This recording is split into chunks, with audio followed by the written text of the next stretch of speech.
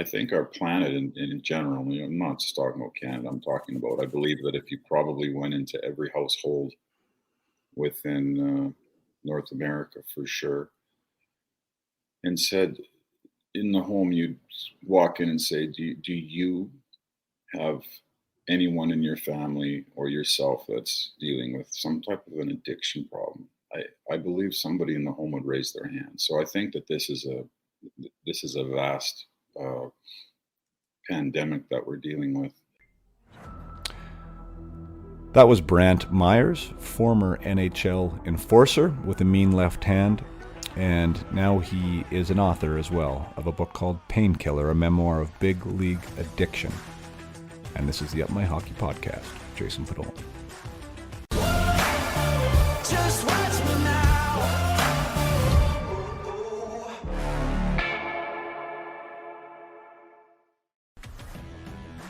Welcome to Up My Hockey with Jason Podolak, where we deconstruct the NHL journey, discuss what it takes to make it, and have a few laughs along the way. I'm your host, Jason Podolak, a 31st overall draft pick who played 41 NHL games, but thought he was destined for 1,000. Learn from my story and those of my guests. This is a hockey podcast about reaching your potential. Hello there, and welcome back to the Up My Hockey podcast with Jason Podolak. I am your host, Jason Podolak, and this is episode number 56. And today our guest is Brantt Myhres. Brantt Myhres was a teammate of mine back in 1996 with the Spokane Chiefs. He got traded from the Lethbridge Hurricanes, and he came with a big reputation for a big left hand and somebody to be feared in the Eastern Division. And true to form, Brantt came in 6'4", 215, 220 pounds, had a devastating left hand, but he was also a heck of a hockey player. And he had a career year that year when it came to points. He had over a point a game and was a big addition to our team. But for me, he was impactful in the sense that he became somebody that I almost wanted to be like. And I mentioned that in this episode. He was a good-looking guy. He was confident. People wanted to be around him. He made people laugh. He knew how to laugh. He could laugh at himself. Liked to have a good time. He was good with the ladies. He was just a good team guy. He was kind of a bit larger than life and had a big personality and was just a ton of fun. And seeing what happened with him after his time with Spokane there and what happened with his career and following it in his book, which is what we're talking about, Painkiller, a memoir of big league addiction, Brandt's life was on a spiral. And, it started in junior, and that's where the book starts. I mean, I didn't see firsthand, signs or hints of what was to come for him. Maybe thankfully, because we are all a product of our environment in one way or another. And perhaps if Brantt was into some things that maybe he shouldn't have been into in Spokane, and maybe if I was there, then, who knows what that looks like. It's crazy, actually, what part of that reflection process is, for me, and we talk about it in this podcast, is, how people end up where they end up and, what forces and what factors make us arrive at certain destinations. And anyways, Brandt's very honest and very accountable in his book. And his book is one that takes you on a journey where, I mentioned in the podcast, I'm like, man, I wanted to fight you a couple times in the book. When there was times I wanted to hug you, there was times I wanted to help you. And I think that's a human aspect of reading Brandt's story is, the depths that he went to get to where he's at today, which today is sober for 13 years and which is today being the best father he can to his daughter Chloe and to helping others learn from his story. And for those of you who don't know, he was and still is the only player to be banned for life from the NHL. And he went through the substance abuse program. I think there's 4 stages of it, and he went through 4 of them, ended up getting banned for life, was broke, lost millions, had no job, had no self-esteem, essentially no self-respect, and pushed off the bottom, and has made something of himself. And this interview is a real honest account of that. And the redemption of Brantt Myhres is something that, whether you have experienced addiction yourself, even on a first degree within your family, personally, on a personal level, or never experienced it at all, to try and be empathetic and walk through the shoes and to get behind a story where somebody perseveres and prevails and comes out on the other end of the tunnel, a better man, a better human, and with a perspective that he's now able to help other people, I think is something that's super admirable, and I'm proud of him. And it's heavy stuff. It's really heavy stuff. It was an interview that I was excited to have, yet I was nervous to have it as well. For reasons that, I don't know. I don't pretend to know. I don't know what's okay to ask. I don't know what's okay to talk about. I don't know if there's any rules about it.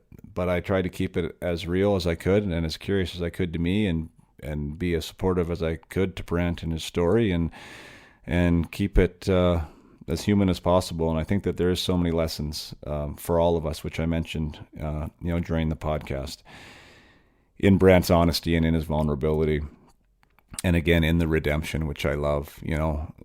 For me, it was 5 times, I think, for Brantt in rehab, and for lack of a better word, the 5th time worked. He says he's always fighting the addicted Brantt Myhres, that never leaves, but he's been sober 13 years, and if that's his intention when he wakes up every day and he gets through that day, and if he stays sober, he's done a great job, and good things are going to happen. That's something to celebrate, and if you do have somebody in your life right now that is going through something, or if you're going through something,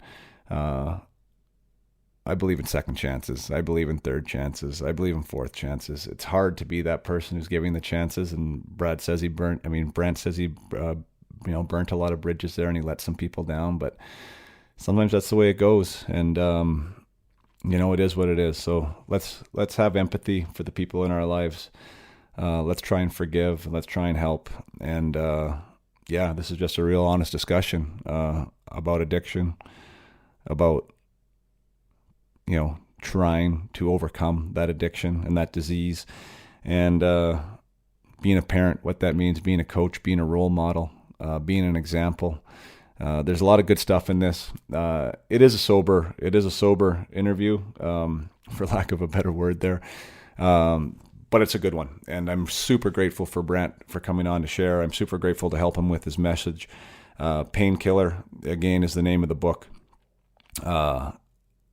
I think it is something that you should probably read, whether you have addiction in your life or not. I think having that lens and being able to access what's in those pages, you never know when you might need it, or you might be able to recommend it, or you might be able to use something from it for someone in your life. So we will talk here. I'll give you the interview with Brantt Myhres. It's 90 minutes of raw honesty, and it's a conversation that I think I needed. I've already reflected on it, and I think I'll continue to reflect on it. I hope we did the book justice, and I hope I was able to ask questions that allowed Brantt to talk about, his life and his journey and what's important to him now in a way that's eloquent and that he can be proud of. So without further ado, I bring you my interview with Brantt Myhres.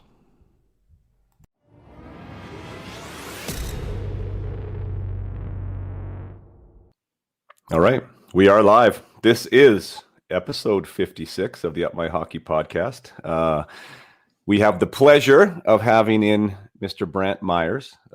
Brantt and I played in Spokane together in 93, 94. It was where we first crossed paths, and have stayed in touch through the years. And as you know from the intro, the author of this amazing book right here called Painkiller. which I have read, which was a prerequisite by my buddy here, that I had to read the thing cover to cover if I was to talk to him. So I'm like, all right, that's demanding, but I can do it. And I'm glad you made me do it. So Brantt, welcome to the podcast, and I'm excited, interested, nervous to see where this whole conversation goes. Yeah, Jason, it's been probably a long time coming, man, since we've got together, and we had a lot of laughs and spoke, but we're talking a couple decades ago. We've changed a little bit since then, but man, it's all good to be with you today. Sweet. Yeah, man, like what a ride. I know part of this, and that was one of the issues is the wrong word. One of my thought processes with this conversation was, after reading the book, is like, wow, I mean, there's a lot of heaviness in there. There's a lot of real life heaviness. And in reading, and there's also redemption, right? Which I put on there, which I think is the beautiful part of this whole thing. I'm definitely a believer in second chances. In your case, fourth, fifth, sixth chances, right? You know what I mean? Which is awesome. And I want to get into that, but just saying, like, one of the things that I thought was going to be interesting is how can we frame this for my audience, right? Like, how can we talk about this story in the vein and in the hopes that these parents and young athletes that are, trying to get to the NHL where you got to, and how can we use this, to serve them and to help them? And I think that is, if I got it right, I mean, that is the message, and that is really the reason why you started the book in the first place, is to serve. Is that not correct? Correct. Yeah, I think that the whole process was actually literally didn't start out that way. But I think at the end of the day, once I received the final product, and then once it was released, because I didn't know what to expect, I was just, I wouldn't say I was on pins and needles, because I was proud of what I wrote. But it's one thing for me to like it and my editor to like it. It's another thing for just a normal person to enjoy it, because of the rawness of it, I think, and may not be embarrassing for someone else, but some of the stuff for me was, especially having a daughter. As I was writing it, I'm like, oh man, one day she's gonna read some of this stuff, and I think so for me, it was probably Chloe was on my mind the most. But at the end of the day, I think the feedback, once I started getting the feedback about a week after the book was released, it made me just sort of take a deep breath, because I had a kid from junior message me and say, hey, Brantt, I read your book. And I just wanted to thank you, because my dad overdosed and died relatively not too long ago. And I'm not as mad at my father as I was. And that, to me, because that's what it was all about for me.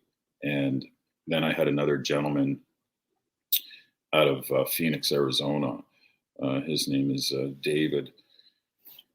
I don't know how to, Waronker or something. I can't say his last name properly. It's my fault. But anyway, so David got a hold of me and said, my son was in treatment, and I read your book. And what I'd like to do is I'd like to buy 1,000 books, and I'd like to package them up and send them to all 33 NHL teams.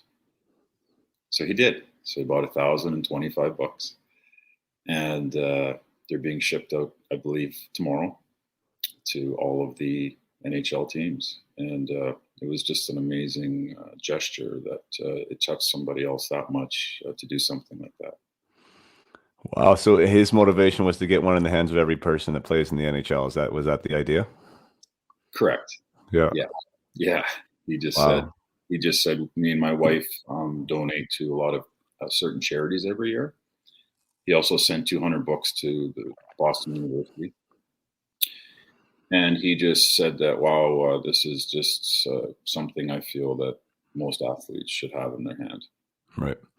So you mentioned that it wasn't an act of service when you started writing. What was that process for you? I would assume maybe there is an act of therapy in there as well, but I'll let you answer that. Yeah, I think like anything, for me, once I sort of sit down and grab a pen and write stuff down, it starts to become real versus me thinking about it in my head. And it started out as a proposal for the league and the Players Association, and then I started writing about when I was a child, and I thought, hey, I'm just going to write down every memory that I have in my life, everything that's ever happened to me. I'm just going to write it down, and I don't know where that's going to go. And I did that, and it took a while because my life was changing, and in 2015, I might have been maybe 3/4 done, and then I stopped writing for 3 years when I was hired by the Kings, and then when that job came to an end in 2018, then they asked if I'd like to finish it, and I said sure, I'd love to. So then it became more real at that point. It's like, oh, okay, I think I've got something sort of on my hands here. Right, because then you had that, not that chapter, to use the metaphor from a book, but that was that chapter in your life where if essentially it had come full circle, right? You'd been to the bottom, now you're back in the show, and now you had that bookend, to probably fill in where you at on that journey. That's which is a really great part of the story, and which I do want to get to. Mm-hmm. What how was that? So you weren't somebody that kept a journal then? You mentioned about pen to paper. That's something that when I'm coaching athletes now, I'm trying to get these younger athletes to believe in what you just said, because everything is so digital now. Everything's on their phone, to get thoughts, right, or ideas or memories or experiences or anything of that nature down is much different than how we think it is upstairs, right? So and there becomes a realness to it. You have to become a little bit more clear, right? There has to be clarity with what you're thinking when you're putting it down on paper. How was that for you to piece these things together? And at the second part of that is, did you have something from your time? Did you write stuff down as you went through your career? No, I didn't. I always sort of kept a journal though, ever since I got sober. And if you've noticed in the book, I was hesitant on inserting some of my journal pieces in there because those are obviously extremely personal. Nobody's ever read those before. I didn't know how that was going to make me look, but it was true at the time, and I was writing it down. And then so when I was writing the book, I went back and I looked at some of my old journal stuff. And we decided to put some of those pieces in there to make it just a little bit more real, like, hey, this is exactly what I was going through and my feelings and all that kind of stuff. But yeah, it was a process. I didn't realize what went into it because my editor just said, get ready for a lot of work. And I'm like, what do you mean work? I just wrote it. He's like, no. He's like, we got a lot of work to do over the next year. And I'm like, year? I'm like, he goes, yep. He goes, there's just a lot of stuff we have to talk about. Just the placement of the stories, how it's going to flow, the cover. There's just a lot. And anyway, so I'm a guy that likes to get things done right away. So it was a long process. Yeah. Wow. When did the publishing company come into the picture? When you sat down with this before you even got hired by LA, I assume that was just for you and your own terms, right? When did Penguin come into the picture? Well, my job ended with the Kings after the 2018 season. And then it wasn't that much longer. I'd say 3 weeks. I got hooked up with a gentleman named Nick Garrison, who's in the acknowledgments at the end, who, listen, I mean, he was just incredible. I just texted him after we were doing our editing and I said, oh, that's why you get paid the big bucks, because you're so good at what you do. And I didn't understand what editors did. But one day he sent me a document. He's like, well, there's 1,100 corrections that we need to take care of.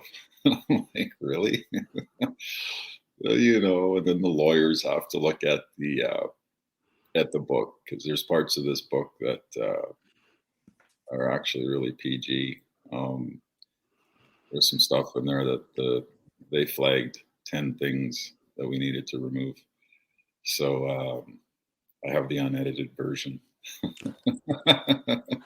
I need that copy.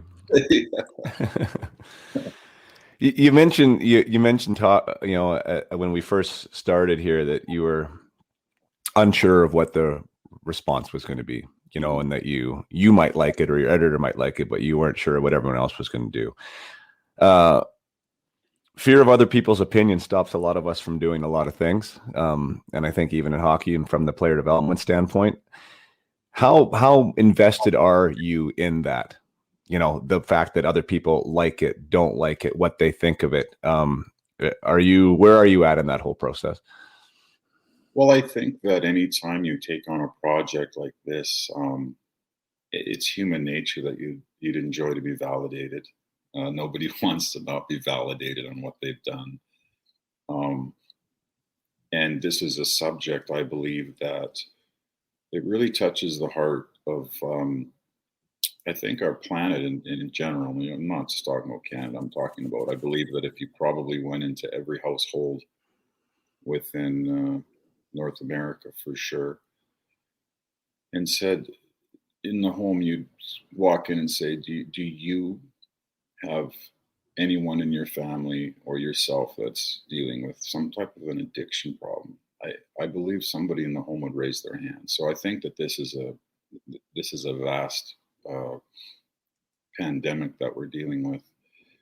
So to call it down or to say bad reviews, I thought that would happen within the first half of the book because of the way that I led my life.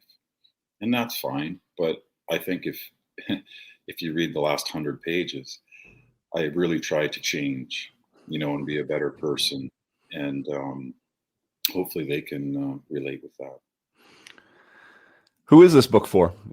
I mean, you touched on it there, but who do you think is it for? Is it for someone who is dealing with something? Is somebody who has somebody who's dealt with something? Is it for somebody who maybe has no issues at all, and maybe it's a precursor for them just to understand what the future may look like or what that could look like if they were presented with it? Yeah, it might be a book that can serve on different platforms when it comes to, you read about how I treated my girlfriends in there.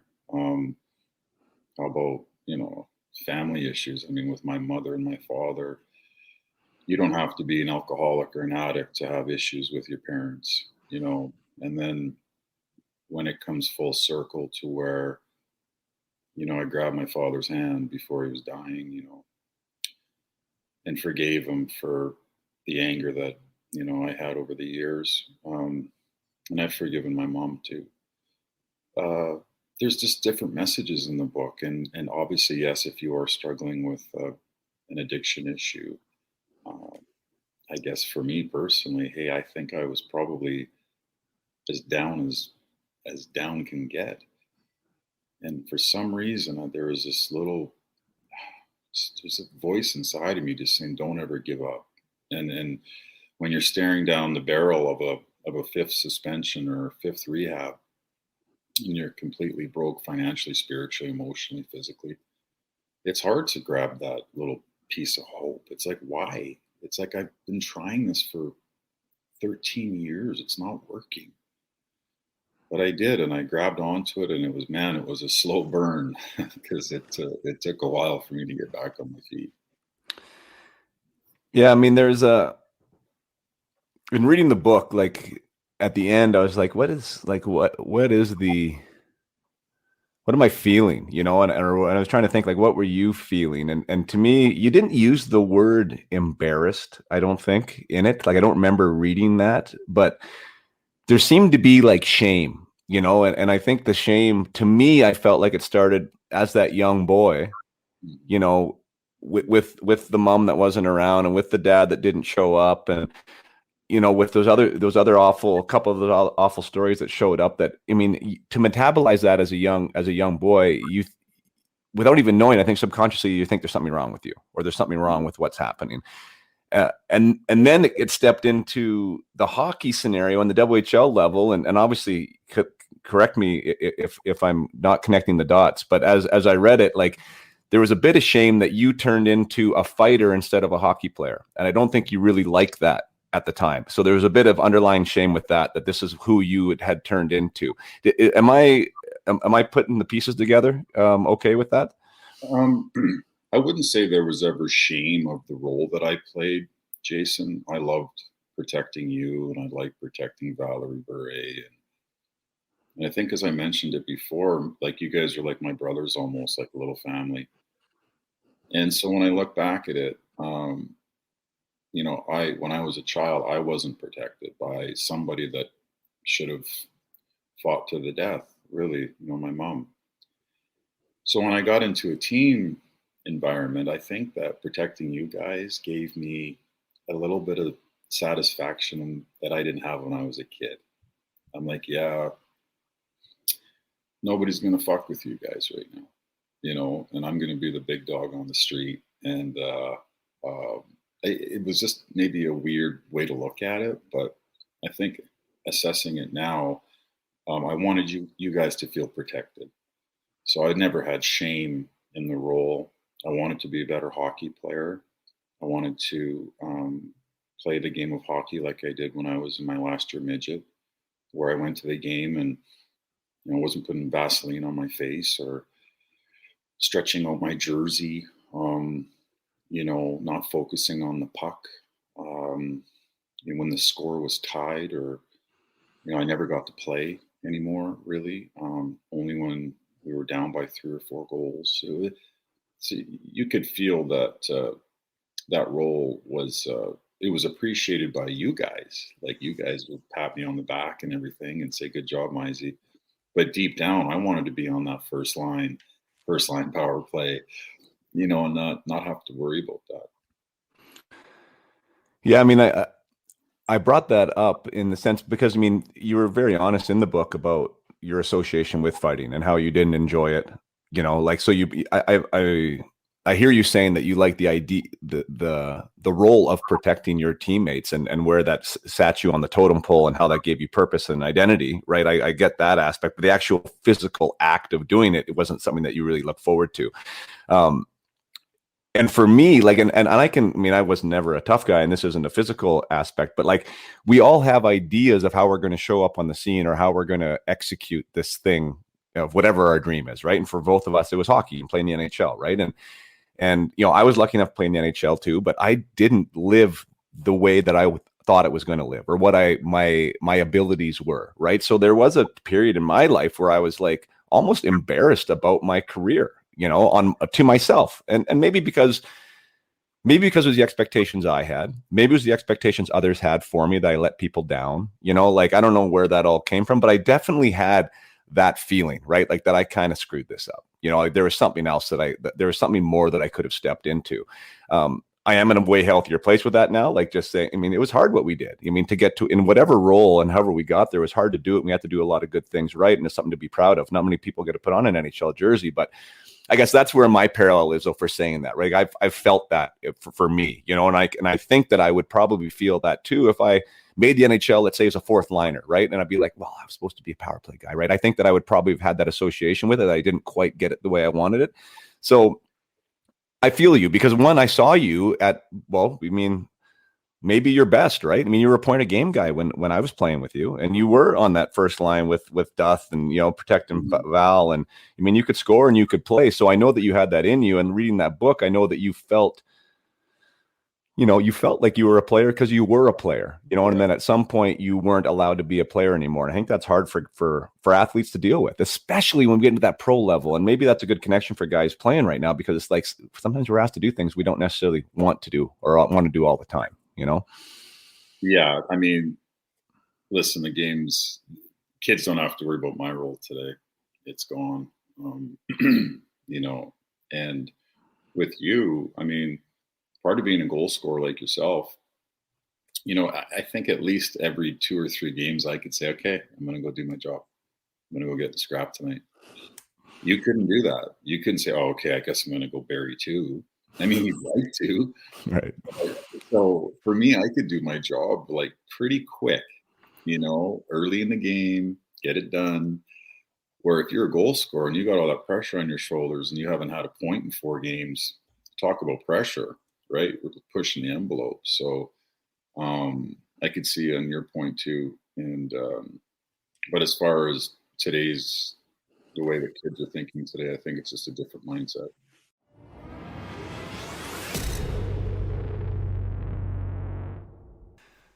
Just going to take a short break from the conversation with Brantt to discuss what's happening here over the summer and in the fall. I have put together a team services package, which has been my focus here in the last little while.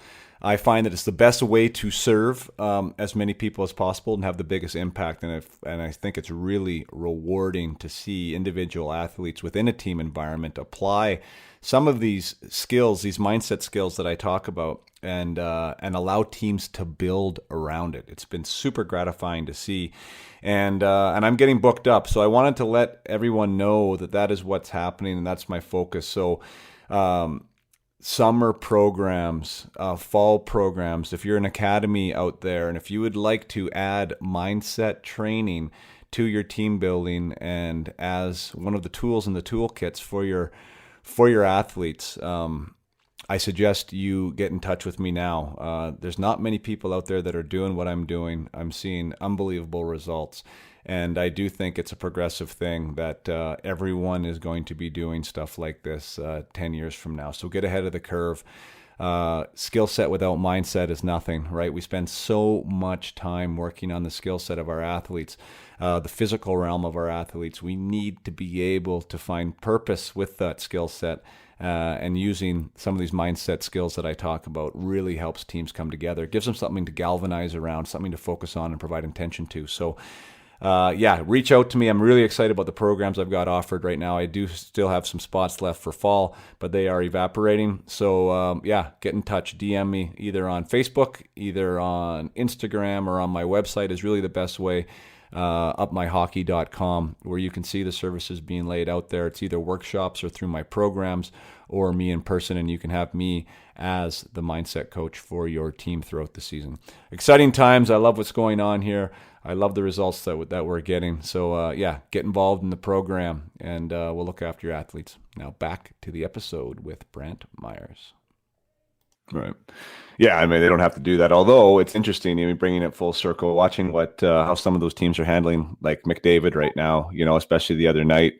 Chris Versteeg went off a little bit that, the league needs to protect their best players. I was just thinking in my head, a penalty is not going to protect the best players. You cross-check somebody in the back and he sits there for 2 minutes in the penalty box. Like, no team cares about that if that's going to get McDavid off his game. But someone like you, like, a penalty doesn't. Fear is another thing. I don't know if it's definitely not there right now, but I think that those players, like the Cassians and the Wilsons and the guys that can play and are tough, I think that there's a place for them. And I think there will be for a long time, unless they actually eliminate fighting from the entire game, which maybe might be coming. But it's just such a weird sport, don't you think? Like what do you do? How do you protect? Does the league protect McDavid, or does somebody on Edmonton Oilers protect McDavid?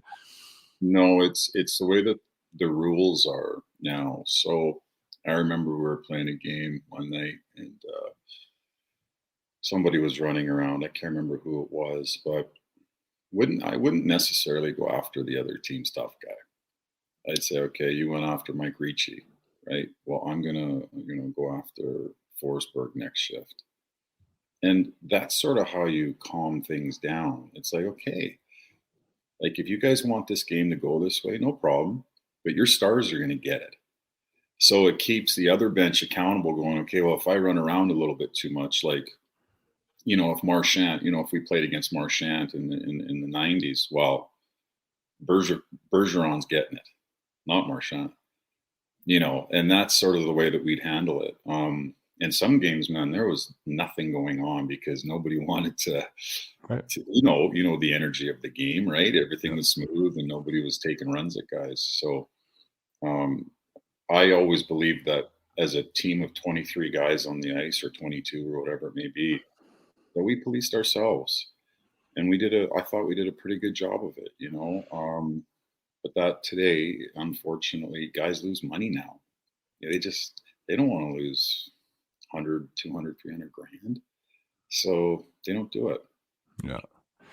Yeah, I mean it's interesting watching the evolution. I mean it's I think the pendulum's going to swing back a little bit the other way at some point. I think it's gone a little bit farther to the skill side, but whatever. That's my own opinion. We'll see how it goes. I think it usually shows itself now in the playoffs, right? Like having those heavy bodies, those guys that can turn it up a notch, and teams want to win. That's what it's all about. So it's one thing to get to the playoffs, but it's another thing to win in the playoffs, and you know, you said the enforcer. I do think the enforcer role, like the 6'8" player that can't really skate, that's just tough. And I mean, I think that's probably gone forever. But I do think that somebody who's gritty, somebody who can throw every once in a while, someone who's going to compete in the corners and make people uncomfortable out there. I think, wherever you are, 15, 16-year-olds, stand up, raise your hand, because there's teams that want you for sure.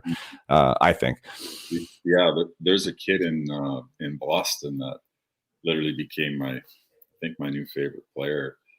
His last name Frederick or something like that, number 11. Yeah. Anyways, I watched some clips on him. Man, it was so refreshing to see a kid like beaking at guys and like getting in their face, and Ovi stuck them in the balls, and then Yeah. I've got 7 fights left and I'm going to waste all of them on you. And I don't know, man, it was just cool to see that, just that spark, I guess, from a kid. And but again, Jason, they're breeding them at a young age way differently.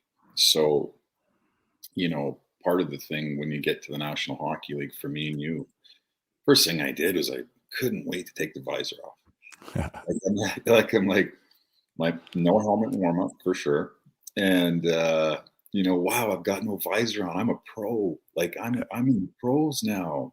And now, I believe there's only maybe, I don't know, 7 guys or something that don't have it. And it'll eventually be all visors. But to be a fighter now, my Lord, like your hands. I would have never done that role if I had to punch a visor. There's no way. Right. Yeah, I know. Yeah, they've legislated that in, just like the helmets were legislated in during our time. Like that was kind of crazy. I was like that too. I loved warm up with no helmet. That was so amazing, being in the NHL and being able to do that. Yeah. So, I mean, and you talked about the culture actually a little bit. I mean, the culture of fighting, but even the culture, I think back when we played in junior, for sure, as far as hockey culture's come a long way. And I think there's been a reckoning a little bit with it, as far as what was associated with being a junior player, and alcohol was definitely a part of the equation, at a young age, and I'm not saying that we drank earlier than kids in high school, but I just think like the whole idea of being a junior player seemed to involve beers, right? It was like some type of rite of passage almost. And I believe that's being removed from the game, and it's not as big of a deal as it was with us. But going back to that time, when we knew each other, and we'd have our team parties after the games or whatever, it was definitely understood from a leadership side within the team, and even from the coaching staff, that this stuff was going on. It wasn't like it was hidden. Where do you feel like, as yourself in that scenario, now looking back on everything, were you a part of that culture? Were you leading that culture? Where, I don't know, like, how do you find your place in that whole thing? Well, I just remember when I got traded from Portland to Lethbridge, and the drinking age was 18.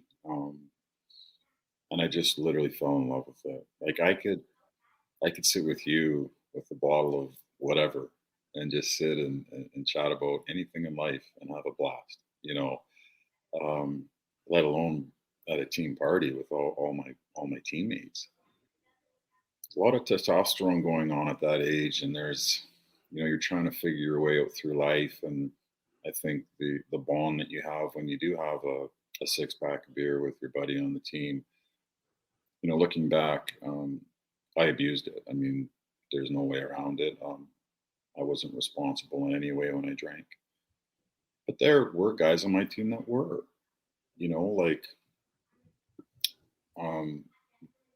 just lots of guys that they wouldn't drink and drive. They wouldn't punch somebody out in the bar.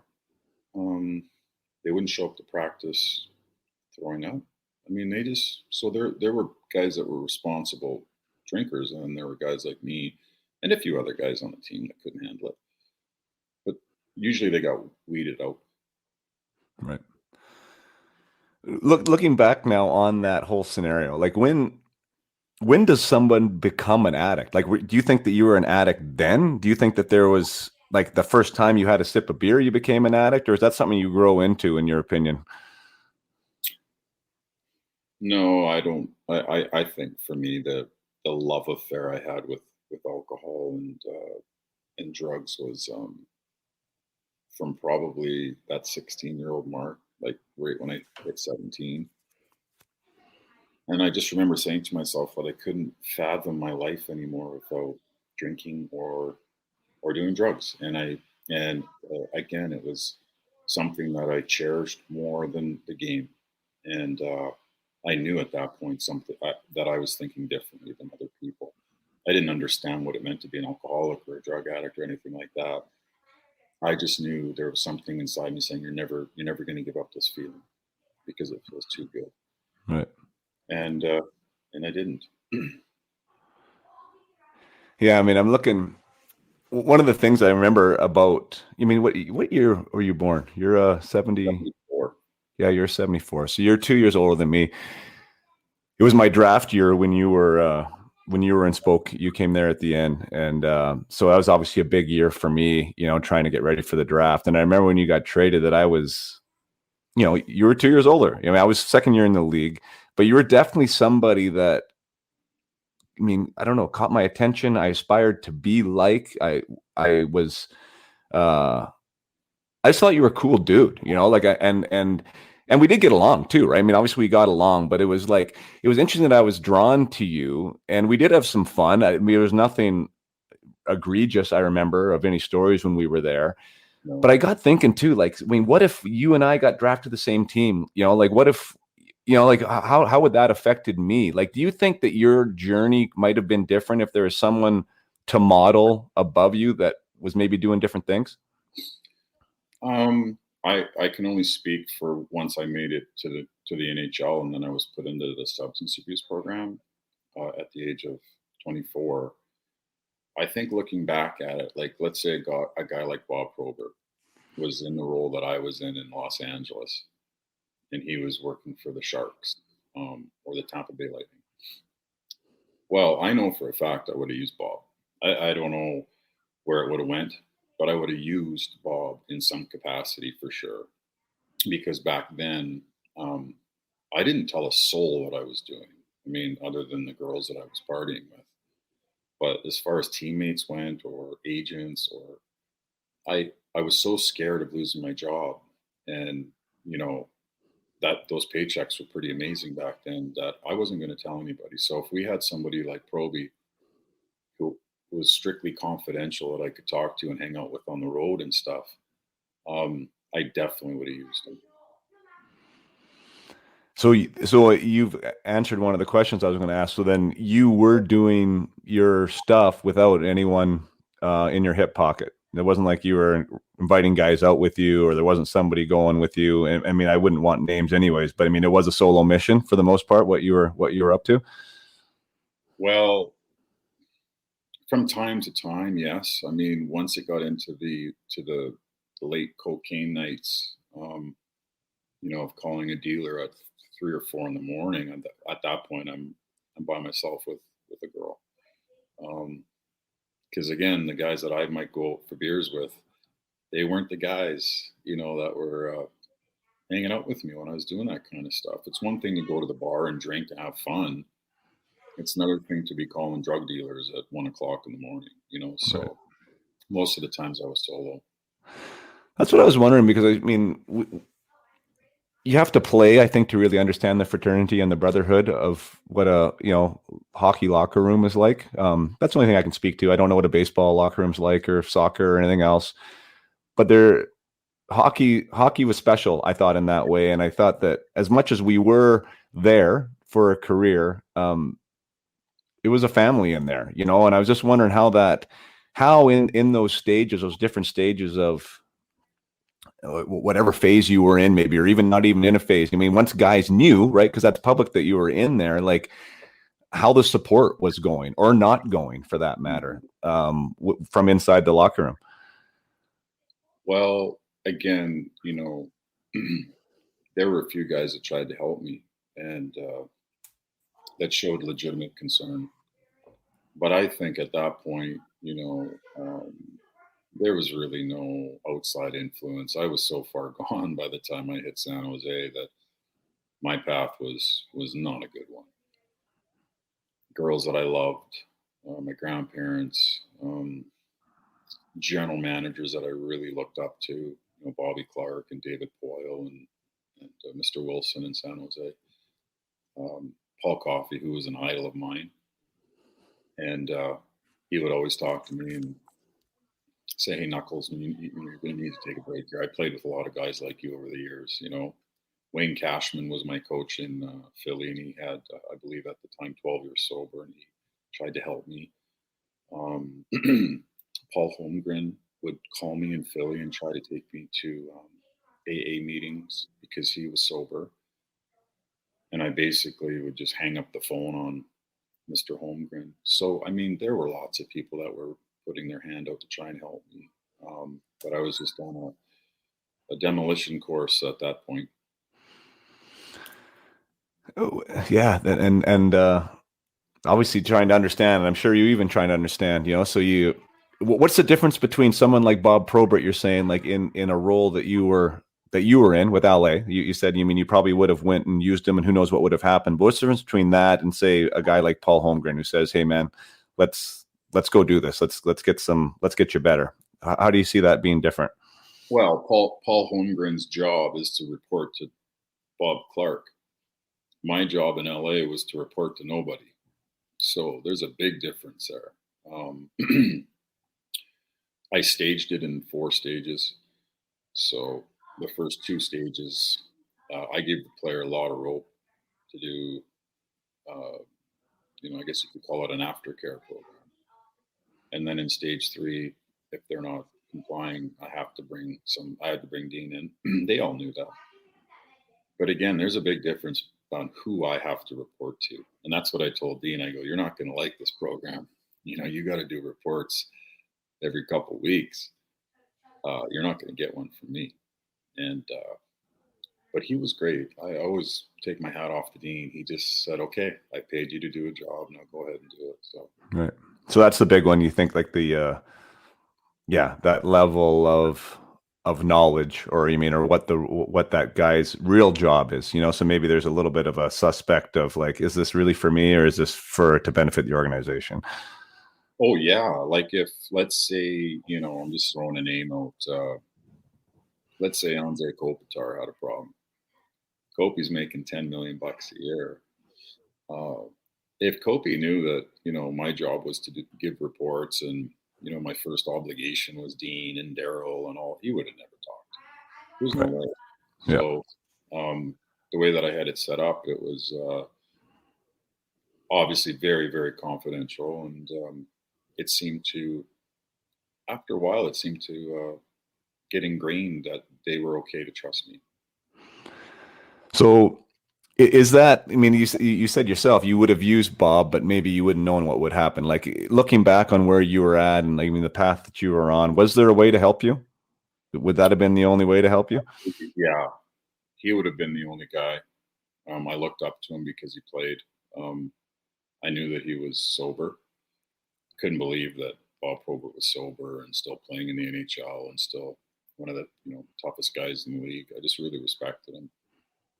And I talk about it in the book where I tried to stay sober for a while just to impress Bob.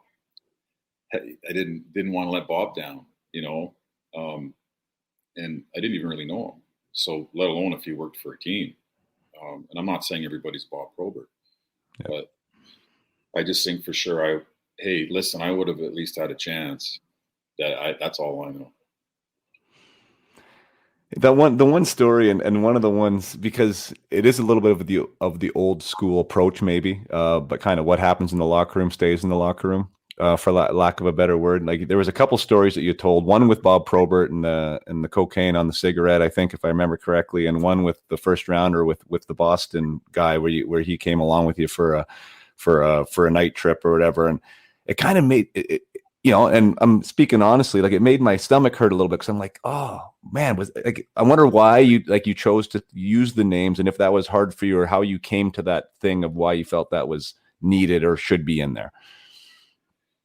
Well, the number one, the Bob Probert story is, that's not a secret. I mean, I'm not indulging anything that anybody didn't know about Bob. He spent time in jail for that stuff. Right.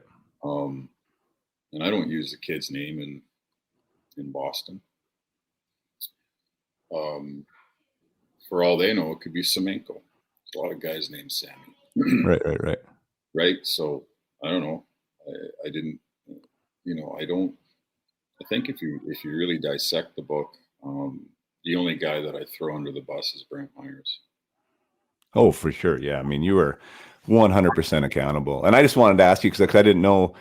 Again, I mean, that was what I felt in my guts, at the time. Just a little bit of an underlining hint. And I know that probably even writing it, whether people knew or not, there was.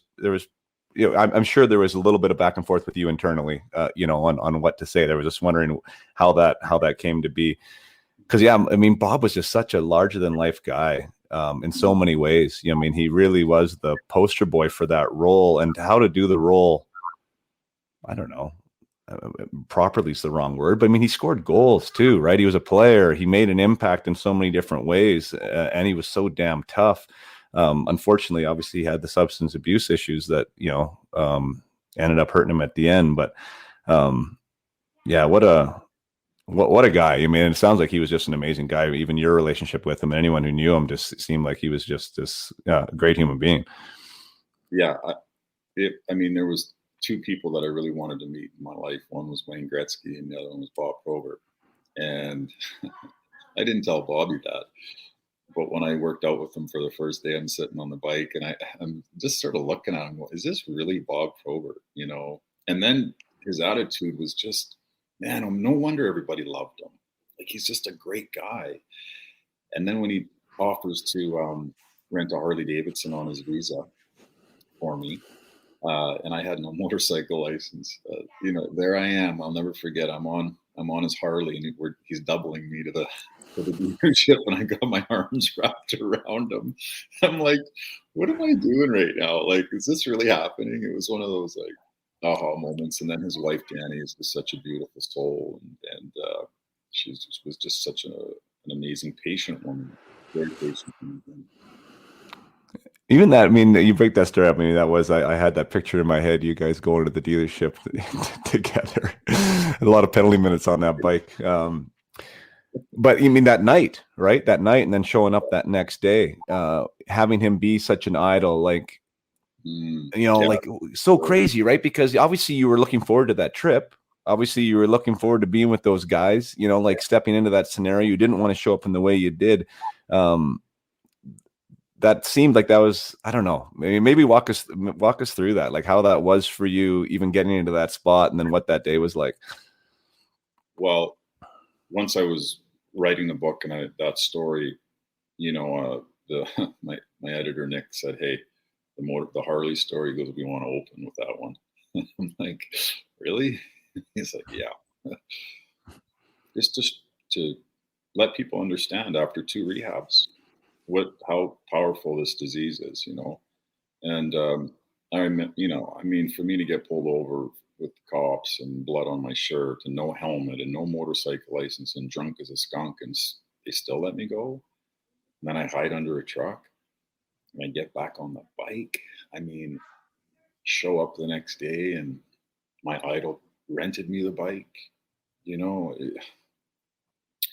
But I was getting good at that point of burying all the shame. I'm like, you know what, fuck all this. Like, I don't know what's in store for my life, but and the only way for me to bury it was to medicate. At different points, there was times in the summer when you were rehabbing where you were taking care of your body, going to the gym, It sounded like you were in shape. There's also times where you really weren't in shape, but it sounded like where you weren't taking care of your facility. Was there, usually with this podcast, we're talking about how guys are trying to get better, how they're trying to improve their craft. Was that something that you were at different points, like trying to become a better fighter or trying to become a better hockey player to stick around? I think the first time I really ever worked out was when I was 25 years old, when I was playing in San Jose.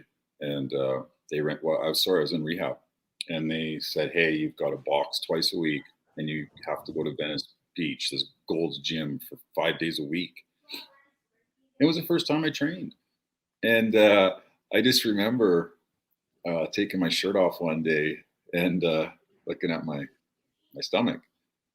And it was sort of flat. I'm like, what's going on here? And then when I went to San Jose, the Flyers were in town, and that was my old team. They didn't recognize me. They were skating by me, and some of the guys had to do a lap to go Meisy because I only weighed 214 pounds. I was in shape. I was flying in camp, and my fights, I was just quick on my feet and all this stuff. And I didn't know what that felt like. And so yeah, I did try to be a better hockey player for sure. And I just think that once I was focused and there was no booze or drugs, and I was, not eating Kraft dinner at midnight, I mean, right, body starts to change. Yeah. And then so those experiences, like you said, I mean, in San Jose, that was also some of your toughest times there too. So you had some like a good time feeling, hey, I'm in shape, I got this under control, I'm feeling good about what's going on. Yet the demons or the monsters or whatever are still there dealing with that. I was wondering if that could have been like a new addiction, essentially to get involved in, which is the getting better addiction, right? Mm-hmm. Trying to be a specimen. Yeah, you know what, Jay? Like, I look at what these guys do now in the summer, and how they take care of their bodies, how dedicated these kids are. And it's needed because, for any kid out there that thinks that he can get away with putting in 99%, you're wrong. You're wrong. The percentages, they'll weed you out. You'll never make it. You have to, even if it's your best friend that you're training with in the summers, you're going to want to, work harder than him. And I couldn't imagine if I would have stopped drinking at 17 and had a summer coach that Sidney Crosby has, what I could have turned into, like, who knows? I already had God-given talent. But the system is meant over time to weed those players out. That's why there's only 700 of them in the world. So these kids have to understand that just because you score 50 in junior, that means nothing. I knew a guy that was in Swift Current. His man, oh man, I forget his name. He had 160 points one year, and he didn't even get drafted. Krylik. Yes. I was like, how does this guy not get drafted? He had 160 points. 81 goals. 81 Gs. So yeah. You kids out there that actually think because you get 50 in the dub or the O that you're going to the show, you got way more work to go. Like, it's just, it's crazy. Jay, how hard it is to get that. Actually getting there, getting that cup of coffee, obviously it's not easy, but boy, oh boy, to carve out a career in the National Hockey League, that's the hard one. Yeah, no, I agree. And, and it's so contested, it's so competitive. And I think the work is a prerequisite now. One of the things that I'm passionate about is about talking about those things other than the skill set, right? Like all the mindset things that go into it, even like yourself included, right? I mean, you can go off the rails in so many different ways, whether it can be addiction. It can also be lack of focus. It can also be lack of dedication. It can also be not being able to deal with some adversity when, the coach doesn't like you. I mean, there's so many things that can happen that are going to get in your way. And I think you said it really well there. I mean, I don't know if it's designed to weed people out, but it sure does. It sure does, because it's not a smooth road for anyone. Like, no one has a smooth road there. And it's how can we adapt? How can we evolve, right? And what do we do to become this professional hockey player that we want to be? And Yeah, man, it's a The tough. motto, the motto should be, how bad do you want the best job in the world? Yeah, Really? yeah, Because, other than if I remove myself or my role and the experiences that I had in the National Hockey League, best job in the world, no doubt about it. And how bad do you want to have that job? yeah. And not saying you have to be a choir boy, but boy, oh boy, the competition's tough nowadays. Yeah. Yeah, the passion. I always come back to the passion, and it's kind of a buzzword, and for some people it's empty. But like you really gotta love it, right? I mean, you have to love the sport. You have to love different aspects of the sport too. I think that's an interesting thing to talk about because you mentioned that I was a goal scorer. So for someone like me, I love scoring goals. Don't get me wrong. I had a massive amount of rush doing that at big times and being that player, but I had to fall in love with different aspects of the game to be able to stick around, right? Because you can't be the goal scorer all the time, especially when you're just breaking into the NHL, like you said, right? So someone who was a goal scorer in junior, you have to love the game enough to fill a different role at a different time to go show up and do it with enthusiasm, right? With vigor, with dedication. And I think that's a passion thing. I mean, that's which you can talk about and you can train it, but I mean, you do have to love what you're doing, I think. Well, also, I write about it in the book where my father told me, if you're not scoring and you're not making incredible plays, do something so that somebody notices you. So if you're a goal scorer and you haven't scored a goal in a couple games or whatever it may be, get dirty. Get dirty. Like, tell somebody to fuck off. Give them an extra shove. Like, get a little close to the goalie. Create some havoc in front of the net. Like, do something. Don't just go the whole game. Okay, I'm not getting my ice time or I haven't scored. But do something. Like, they're still hitting in the game. There's still intimidation. I don't care how big you are. There's little guys that play that way too. So do something for the coach after the game to say, hey, so-and-so, you know what? Like, okay, yeah, they haven't scored in a few games, but man, oh man, did they make a difference in the momentum of the game or whatever it may be.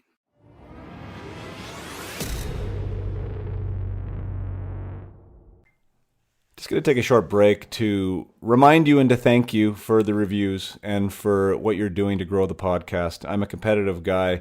I want to keep climbing these ranks, but more importantly, I'm a competitive guy, meaning that I want more people to be able to consume what we're doing here. I believe the message does matter. Every guest I bring on has something that we can learn from, that we can apply to our own lives and use either as coaches, as parents, or as athletes to become better, whether it's better people or whether it be better athletes.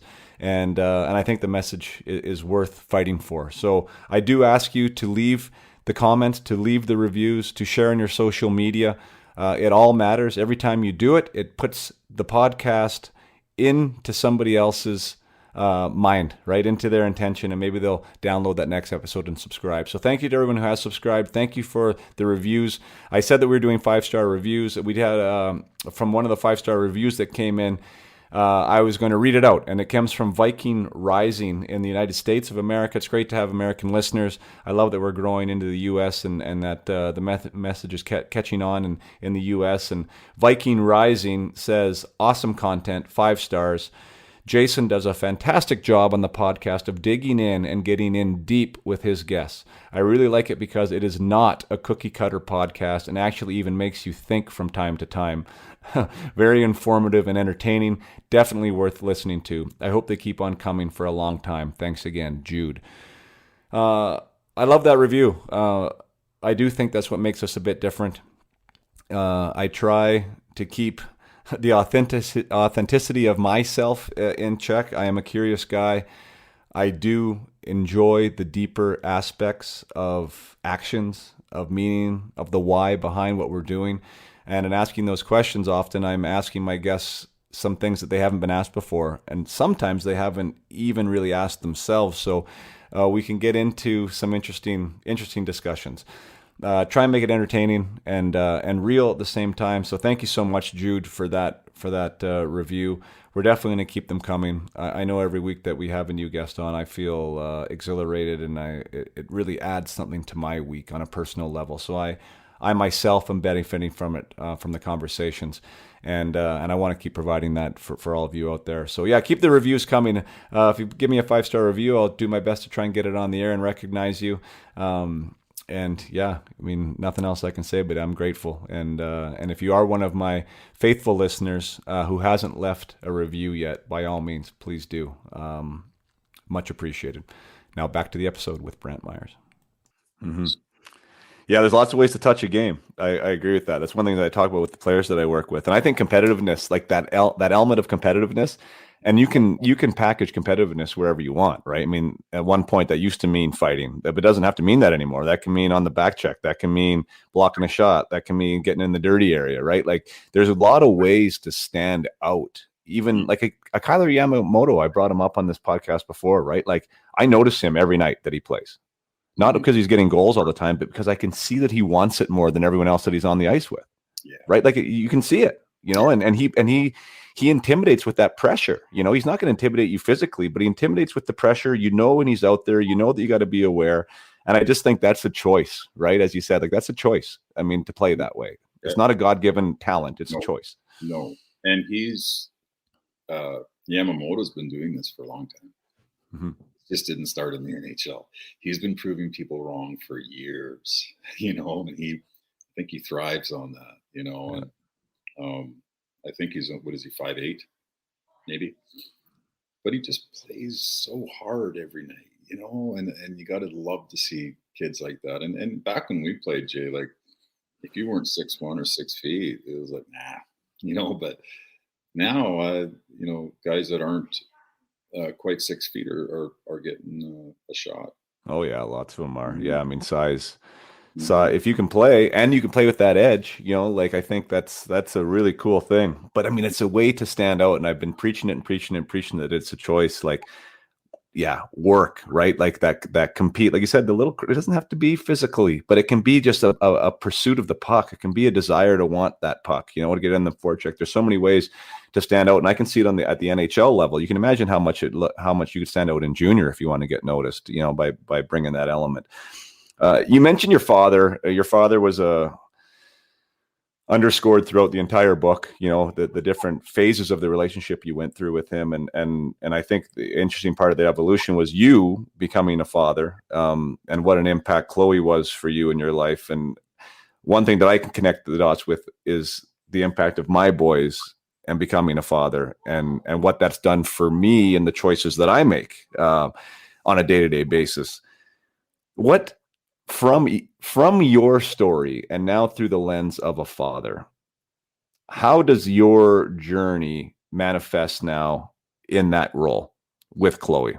How do you deal with Chloe? How would you recommend somebody else dealing with their kids? Well, I don't know. I guess I didn't really realize what unconditional love was until I had her. I didn't know what it would be like to fight somebody. Literally, they could stab me in the stomach and kill me. And there wasn't too many people on the planet that I would actually do that for prior to her. Teenage years are hard. I've raised her without a girlfriend in my life. Yes, I mean, basically, I've raised her as a single father with no manual, other than what my grandparents sort of left to me. And my father had some beautiful qualities too. But I don't know, man. I just try to.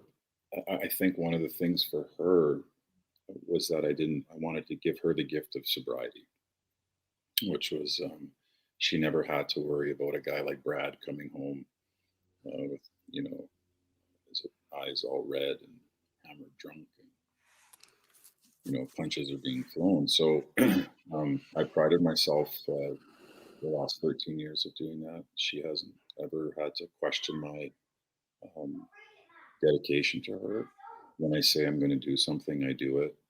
I don't let her down, and I hope that she appreciates it. I know that kids are kids, and I didn't really appreciate my parents until, again, I had a child. Going, oh, that's why you told me it was so hard. You don't know it when you're a kid, though. So Yeah. hopefully one day she'll realize it. You know, you were very accountable, I guess is the right word. That, there wasn't excuses. Um, I think that's part of probably where you got to today. If you were living in a world of excuses, you might not be where you are today. And I think accountability is a big part of it. I assume with any redemption story. But I do like unpacking the idea that there is forces in our life that have impacts, that matter. And your father potentially, do you think if like in those formative years, I say the 15, 16, 17, where it sounds like he probably knew what was going on a little bit, like he knew what was happening there and he was trying to help you on that path. Like if that was a different example, if there was a different message or a different expectation, do you think that could have been a difference maker for you? Probably not. I look back at what my dad did, and when he moved to Portland, and I mean, he moved to Lethbridge. He never missed a game. If we were on the road, he'd take his old van and he'd drive out to the country where he could get a good radio signal. He'd go to a bar called Thumpers and watch when I made the NHL. Back then, you could only get it on satellite. He watched every game. I mean, no, my dad was a rock star in my life. For sure, there was some things that we dealt with as I wrote about that were really hard on me and emotionally took a toll. But from the age of 12 until maybe 22, 23, man, oh man, I just had so much, actually, a lot of fun with my dad. Like all the road trips in the old van, and we never had a lot of money, so he'd always take me to a Chinese smorg because it was like $5.99 all you could eat, or get me a dollar Slurpee after the practice. I remember put in $15 for gas to get me to anyways, my dad, he tried his best with what he had. Sure. Yeah, and I mean, it wasn't meant to beat up your dad. I mean, for me, it's like the growth of it, and I mentioned like what my boys have, like my association, like my personal association with alcohol has changed since I've had kids, and since I've known that they're like watching what I'm doing. Like I like a beer as much as the next guy, right? And there's different points where I like it.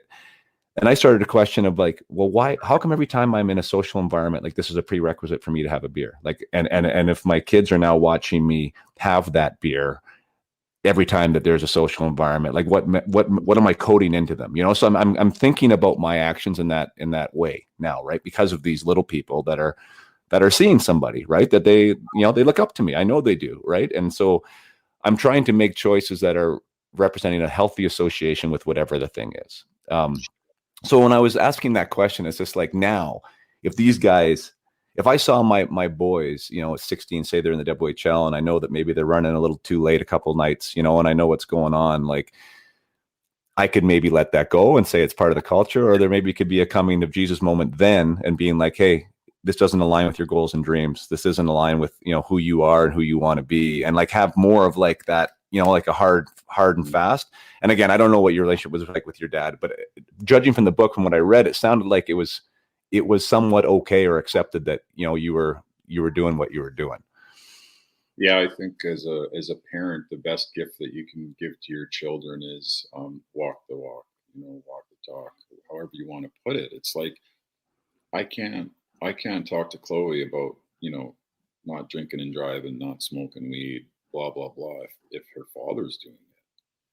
And that's why I had a hard time with my dad talking about being a top character person, and being proud and doing things that that were just highly regarded as being a good character, and when he wasn't doing them.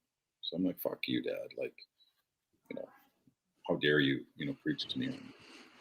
So that's why, and I'm not perfect, I make mistakes all the time, I'm not saying I'm perfect, but I do try and preach what I tell my daughter so that she can maybe one day go, you know what, like dad doesn't do it, and he's not a hypocrite. So Yeah. at least I try. Yeah.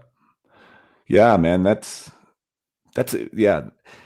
integrity, right? I mean, and I guess that is like, that is what you just said, right? Like saying, having your words, hopefully even your thoughts, line up with your actions. And I think if we can do that, whether it's as a hockey coach, whether it's as a parent, whether it's just with the personal credibility for ourselves, right? Like, so we can wake up in the morning and feel relatively good about being Jason Podolin or Brantt Myhres because we haven't lied to ourselves in the last, 24 hours, and we follow through what we say we're going to do. I think that's a really healthy start. And yeah, I mean, and for me, and not that I wasn't off the rails or there was nothing, but like the kids, like for me, like the boys, it's like, it's so crazy, right? Like what that does to you, like the love you have for them and the responsibility that comes with that.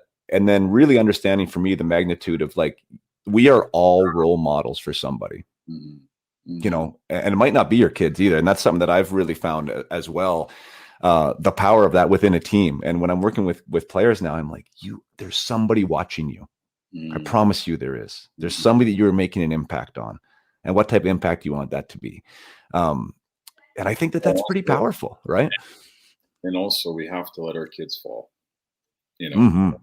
As much as that hurts us as parents, we have to let them fall and scrape their knees along the way. Because they're going to. It's just I tell my daughter, honey, like, Daddy knows you're going to make a lot of mistakes. Like a lot, and you're probably going to repeat those, but do you want to do it a third time? How bad does it hurt?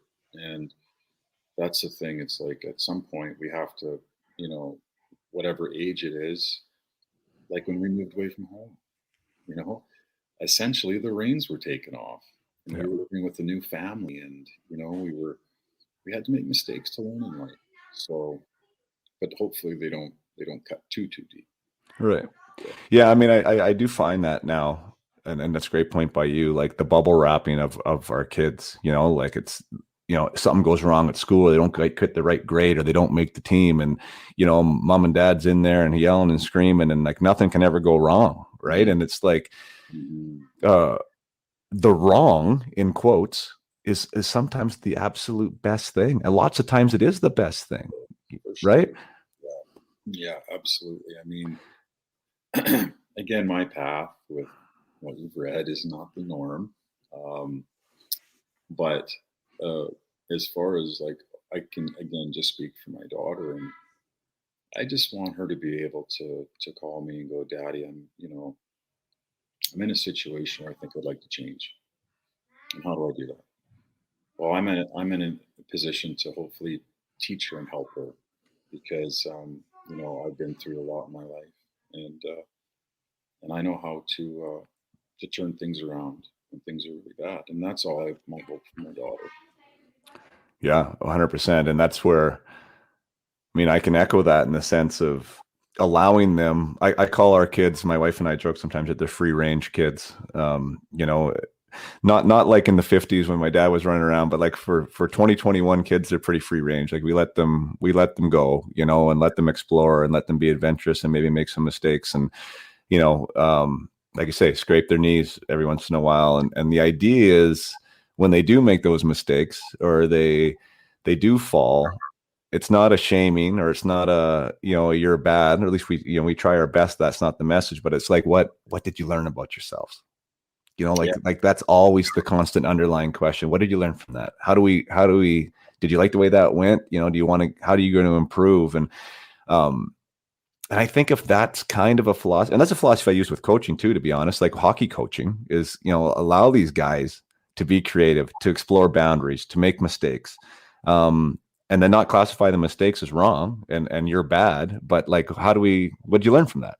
What do you have to get better at? What can you do next time? So there's so many messages that I love about sports and metaphors through them that, we can totally, to teach and to learn and to grow and to get better. And I think that's, for me, that was what was inspirational about your story, is that you seem proud of where you are and who you are, and no need to be apologetic for that. Right. Like, I think that's something that can be celebrated, that this journey of being a man has, like, God, that's changed that definition too. Right. I'm sure that's probably changed for you. Maybe that's the question. Like, what do you feel like who you thought you were supposed to be is now changed into what, you are, what you've become, and what you're proud of becoming? I think it's an ongoing journey. I mean, I always want to try and be better, but it wasn't, looking back at all of those things that I was going through, where especially I think my fourth rehab when I was in for a year, and I just kept saying to myself, what's going on? Why me again? Like, and then I got out, and then I got a lifetime ban, and then all of a sudden I'm broke, and I can't get a car. I'm selling used cars. Like, what is all this about? And obviously now looking at what the final product is, it was like, okay, this is way bigger than me. This is all that shit and pain that I went through and I was going through, or what I was going through. Hopefully, for years to come, will help somebody else and save them the pain that I went through.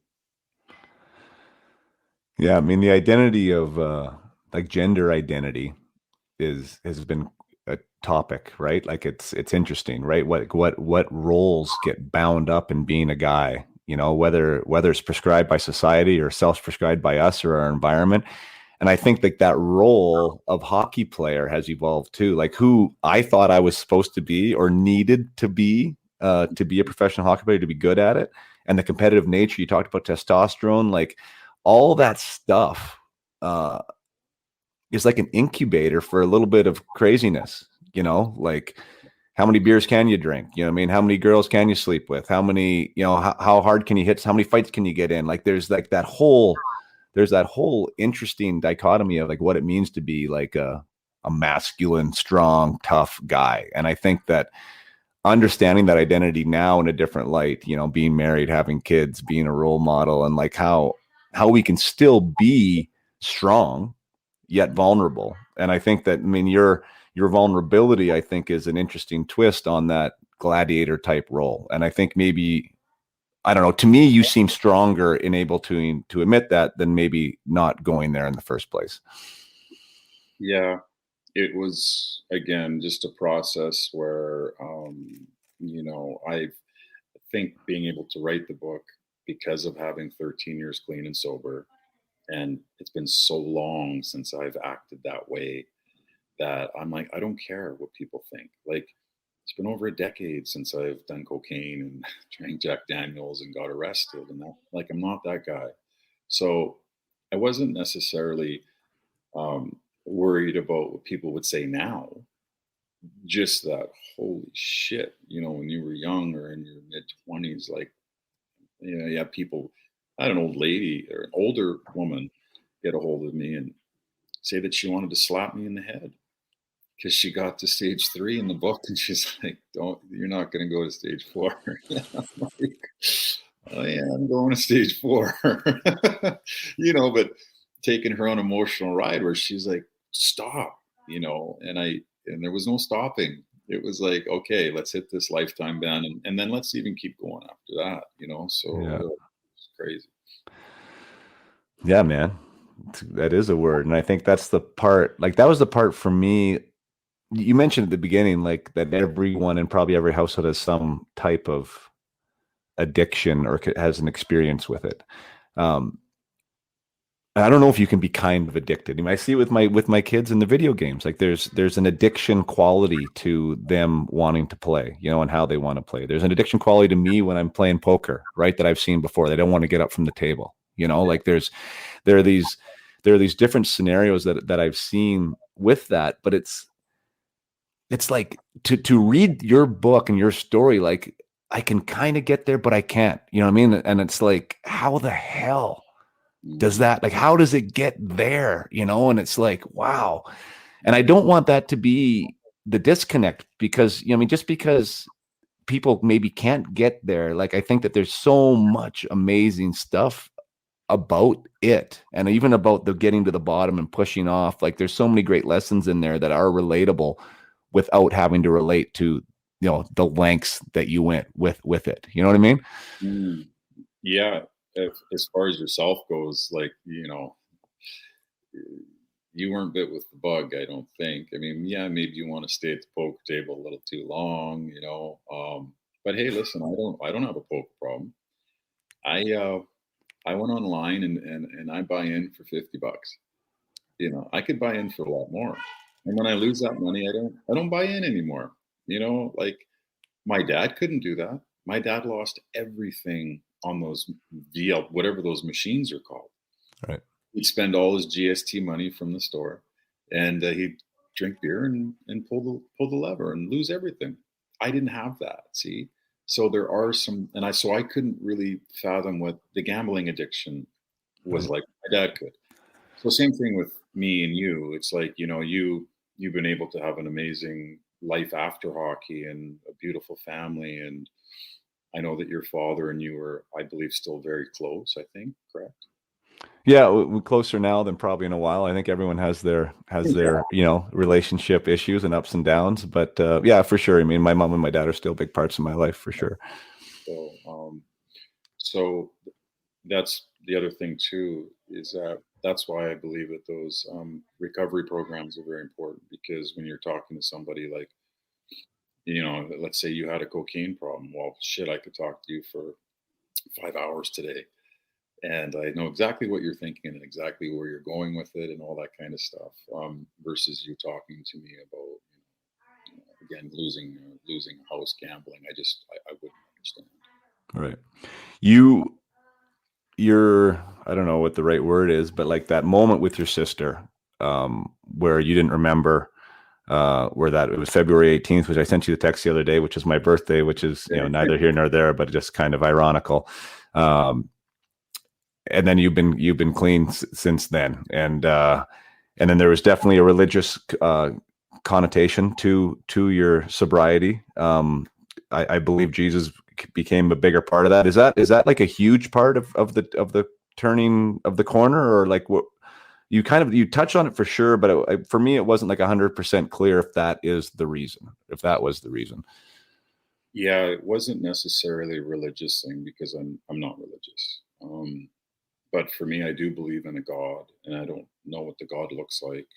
I don't believe it's a man on a cane with a beard. I don't think that. I do believe in angels, and I do believe in special forces that might be looking out for you along your journey. Something happened in the morning of February 18th that has never happened to me before. Um, and I didn't have the obsession to drink or do drugs for around 10 years. Then I write about it in the book, and people can read it for themselves. What happens if you stop going to AA meetings and don't take care of your recovery? You start to slowly get sick again. And but for the most part, I've been 13 years of not wanting to stop off at a liquor store.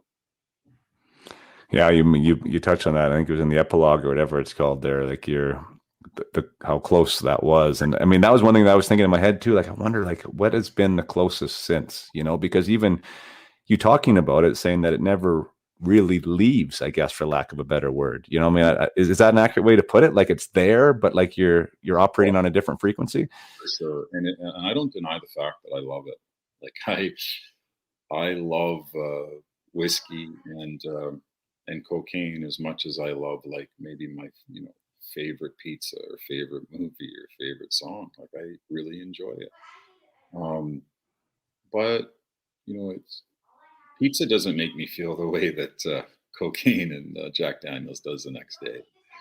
The big difference there. I don't lose everything from ordering an extra large, but I'll lose everything from ordering a gram of Coke. So it's just it's way more powerful than anything I could, and I don't think it's ever going to leave me. I mean, there's lots of times where I think to myself, I just want to go to an island and I want to cash in all my money and I want to wave the white flag and I just want to get loaded till I'm gone. Because I miss that feeling of being loaded and being drunk, So What is it? Because I don't know a ton about AA. I do know that it was started with that religious connotation in there, and I think that there's still a big component of that to it. No, no. The spiritual program, really, it's on whatever you consider to be any type of a higher power. A lot of people in Alcoholics Anonymous or Narcotics Anonymous use the people in the meeting to be their higher power. Right. It doesn't have to be a certain God, or just for me. I actually believe in. I believe in a higher force, that I like to call God, and for me, it stands for good, orderly direction. So. Mm-hmm. There's a word that I use when I'm working with my clients, and I call it just intention. And usually it's it's applied in the case when I'm working with athletes as to, what their goal is, and staying present to what that is, and if it's the NHL or making a junior team, then, there's ways to show up every day, if you're conscious of them, that are going to help you, instead of just going through the day, but being intentional about your day. Is that essentially the underlying message of like why the meetings are so important, and maybe even why this book is important, and like to building these layers around you to try to insulate you the best you can from that disease, to give you reasons to keep you on the path that you're on? Yeah, for me, God has a funny sense of humor. It's like just when I felt like I wanted to get fucking loaded again, a book opportunity is on my lap. And looking at the book now, I mean, for me to relapse would be, I think, in my opinion, so selfish and letting so many other people down that need the hope.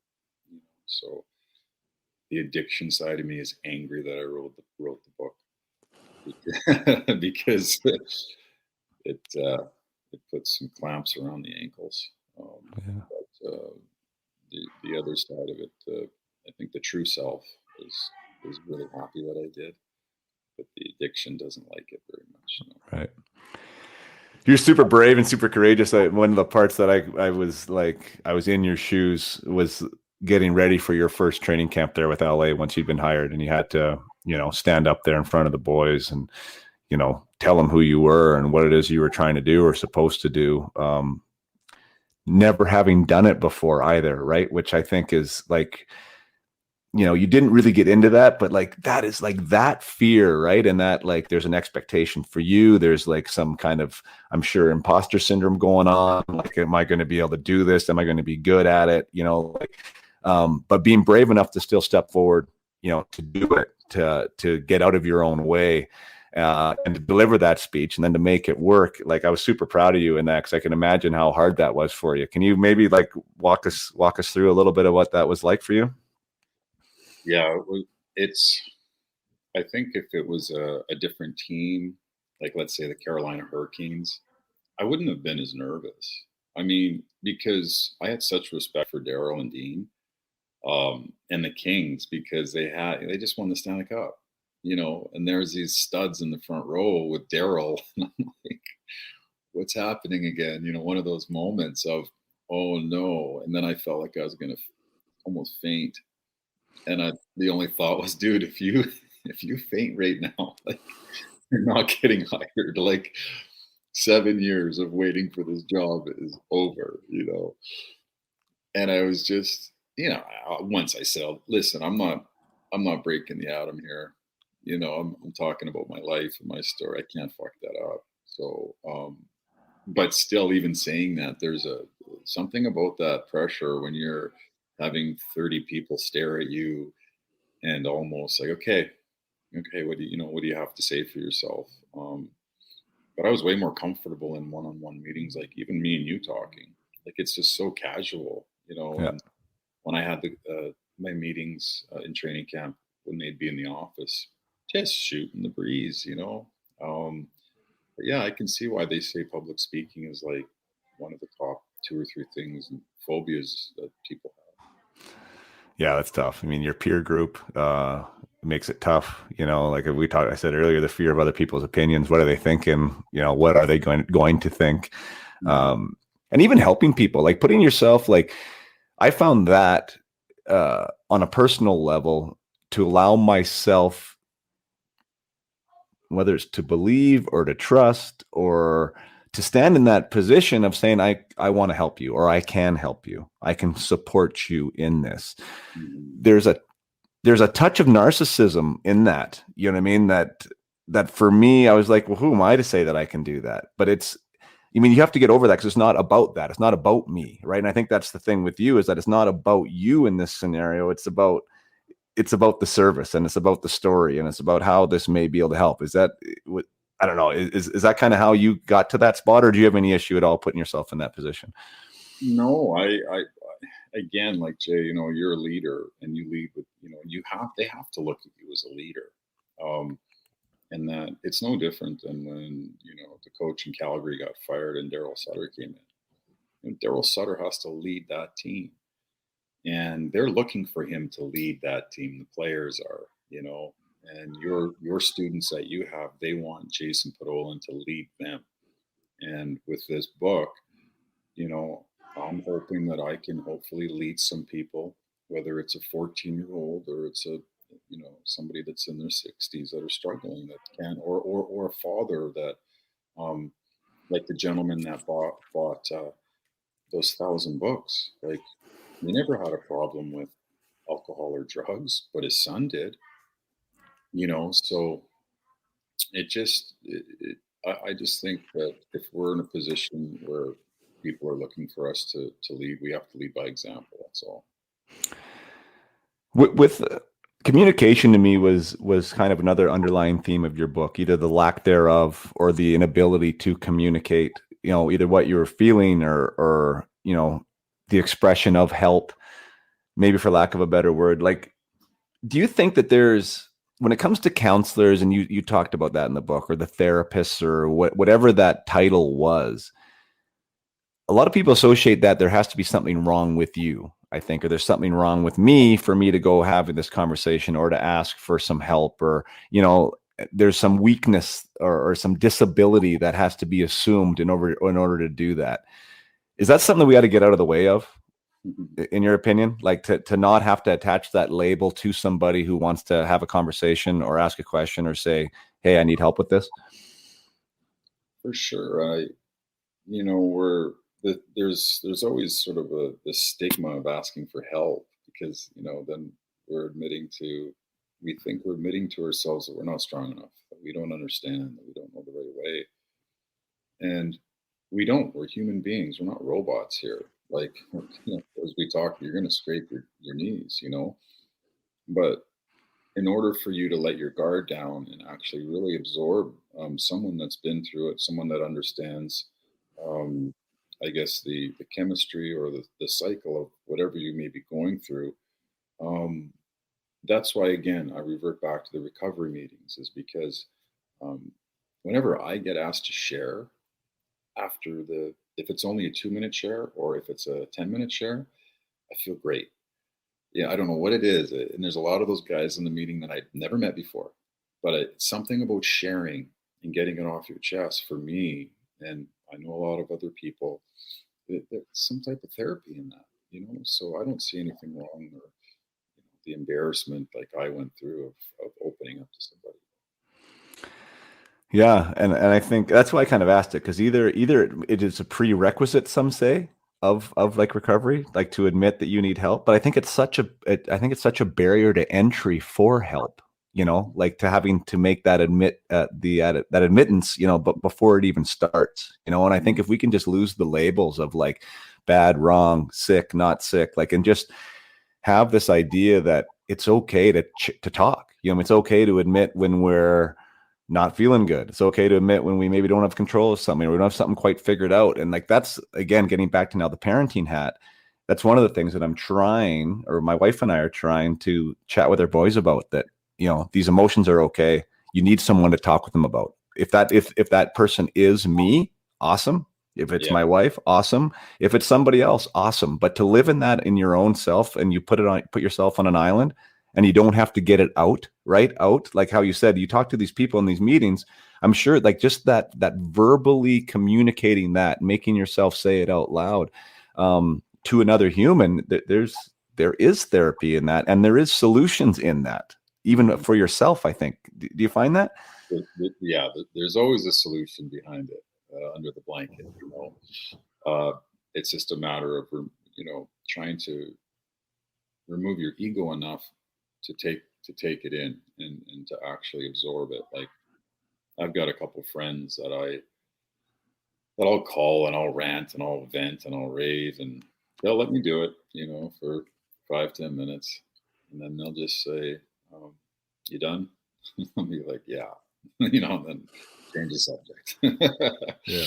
So it's sometimes just as simple as you got to scream, scream. If you got to swear, swear. Whatever you have to do to sort of release that negative energy out into the world, go ahead and do it. Yeah. When I talked about the kind of the gender politics of being a guy, or even I guess for women for being a woman, but I mean there was a part of that I think that was ingrained in us, or at least was ingrained in me, that real men they don't have those issues. At least professional hockey players don't, and you wouldn't talk about it to another guy or a teammate, even if you did. Like there was a little bit of a weakness in there associated with that, and that's the biggest bullshit in the world to believe that story. I mean that's the wrong story. Well, I think. There's a chapter in the book called "Tough Guys Do Cry," and I wanted people to understand that the player that you see on the ice, the guy that's scrapping and punching people in the face and all this kind of stuff, that we do cry, and that we're human beings as well, and we have feelings and emotions. And I think it was important that I put that chapter in there to let everybody know that no matter how big and tough you are, you're still just another man or another woman that cries and has emotions and lives life. Like, at least I do. And I had to acknowledge that it was okay for me to cry. Yeah. Well, yeah, I mean, I 100% agree with that. I think for me, my own personal evolution was allowing that, like I was fighting that, let's say, or guarding against it, right? From like the time I was 16 and showed up at WHL, or even 15 probably in Penticton was really where it probably started, where it was like, okay, the armor's starting to build. Like you got to build this armor because you are not going to make it if things bother you, right? So like whatever that insulation factor was, but the armor started to build, right? That I started to build this persona, this way of dealing with whatever the adversity was so I could get through it. Trying to emulate this thing, and that didn't involve crying, and that didn't involve these other things that would be more quote unquote feminine emotions, right? That I would associate with. I had this idea of what it took to be a hockey player, professional hockey player. Now getting out of that, recognizing that no, like high performers, you all have emotions. Like that's the thing. Like being able to understand that you are an emotional being, whether you're a hockey player or a boxer or anything, right? That there are these emotions. Allow them to happen. And deal with them, right? Like instead of suppressing them. I think for me, that was like a massive transformational point, right? To say, no, this is okay. You're okay. It's okay. Like, as you said, tough guys do cry, or, whatever the title of the book was. You mean that's allowed. It should happen. Like you should have these emotions and there's nothing wrong with them. It's just learning how to deal with them, I think, and putting them in their proper place. Yeah. Again, that was the point behind the chapter. It was just said, okay, you've just read about this so-called killer. Well, you get to read about a softer side of him at this point.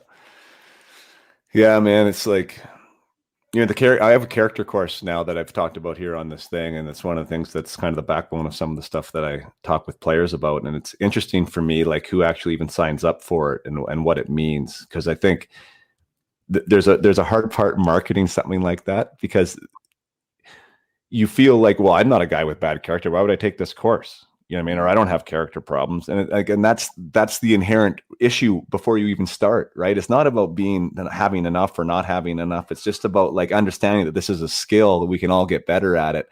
And to be able to like accept the idea that, okay, this might give me a new perspective. And I think it's interesting when we talk about these different types of traits and communication and addiction problems, of like allowing there to be space to deal with it, to consume it, to metabolize it, and be able to use it. Whether it's an athlete that's never had a beer in his life, or whether it's an athlete that maybe knows a few times that he's had too many, or whatever the case may be, that there is something for you in these stories. And I think I don't know. I mean, like, we could probably talk forever here, man. Like, where do you see, like, this book now? It's out. We're a month in. It's selling extremely well. We talked about offline. Like, what's next for Brantt Myhres, and where do you go from here? Well, I think that once these restrictions with COVID start to ease up a little bit, then I'd like to talk to my publicist, Gruda, and she handles all of the speaking engagements and that kind of stuff.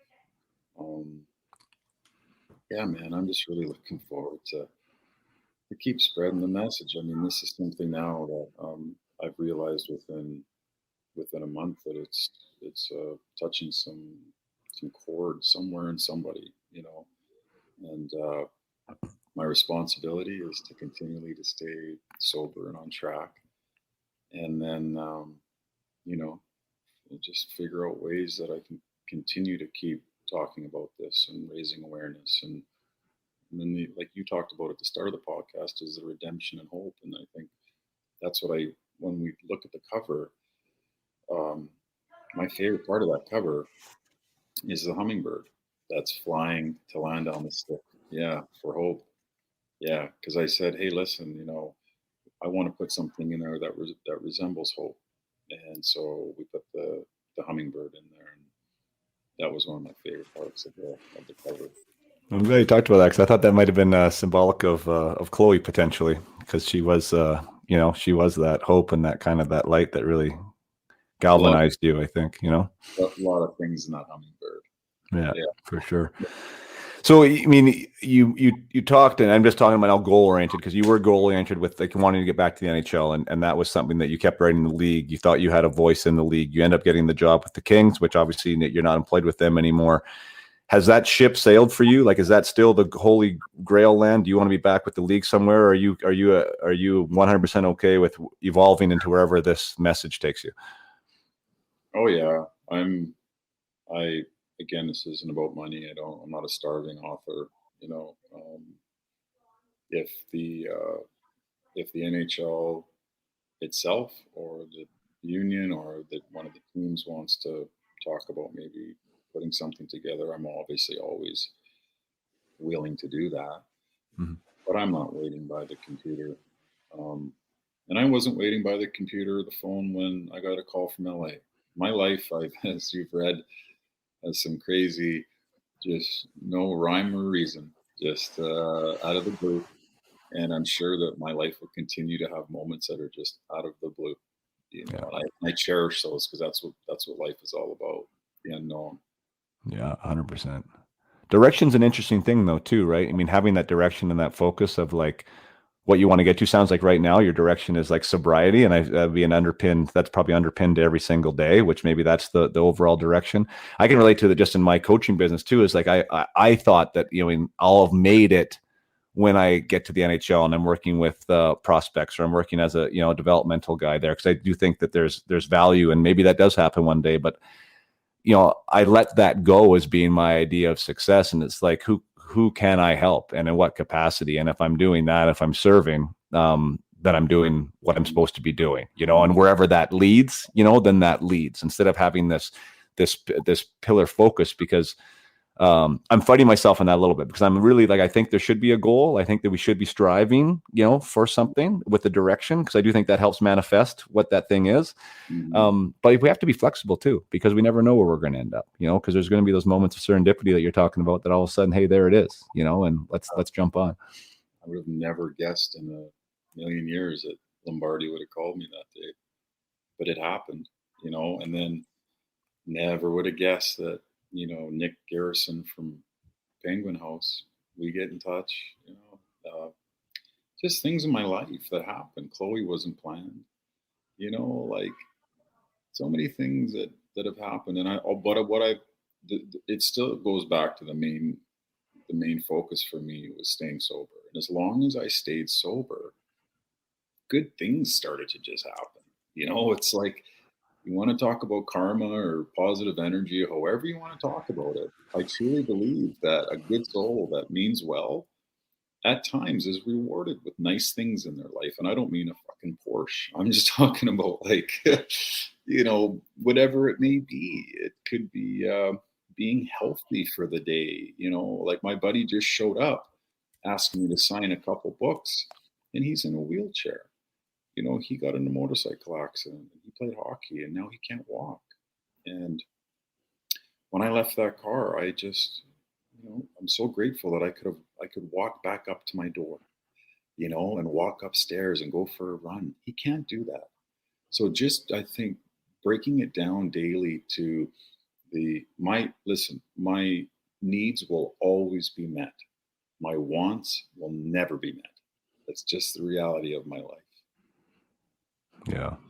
Yeah. And that level of gratitude, being able to live with that, and keep that present. It's something that's been a topic of different guests that I've had on. One, Mike Shaw comes to mind, who's a friend of mine who was a quadriplegic for like a month, and there's some term for it, but he ended up recovering, and now he's active, but he's just like he's a keynote speaker now and been TEDx guy, but like that level of gratitude as like a high performance skill, like the more we can connect to that feeling of gratitude, and you just nailed it. Like there's so many different ways to connect to it that it keeps us more present.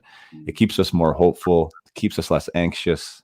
Like there's so many things that it does. And again, that's something that if we apply intention to, that we can practice that every day and become better at it. And I've said it on here before. Have you ever met anybody that's too grateful?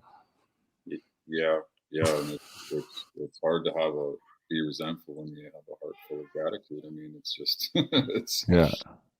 But it's a process. You got to work at it. And I try to keep my life relatively simple. Yeah. Well, thanks, man. Thanks, buddy. Again, I've read the book. I did. It's for those listening. It's I don't know what the right word is. It's not a complicated read. As far as it's written in a conversational way. Like the way you wrote it. So it's easy to consume. The content isn't easy. It's hard. You do a really good job of taking the reader on your journey. There's definitely points where we want to punch you in the face, and there's definitely points where we want to help, and we want you to fight through. And I think that's what makes it so compelling. And the fact that at the end, you're here, you're standing, man. You got a beautiful young daughter, and you're sharing your message, and and knowing you. I'm such a massive supporter and campaigner, and I want nothing but the best for you, and hopefully this podcast gets the message out even a little bit more, and whatever thing I want to do or want this to touch. I hope that happens, because it's a great starting point, and I know you're gonna do great things. Thanks, Jason, and it's just awesome to see how far you've come too. I'm very proud of you as well, and wish you continued success too, buddy. Thank you. Well, thank you so much for spending the episode with us. I don't really know how to summarize what just happened there.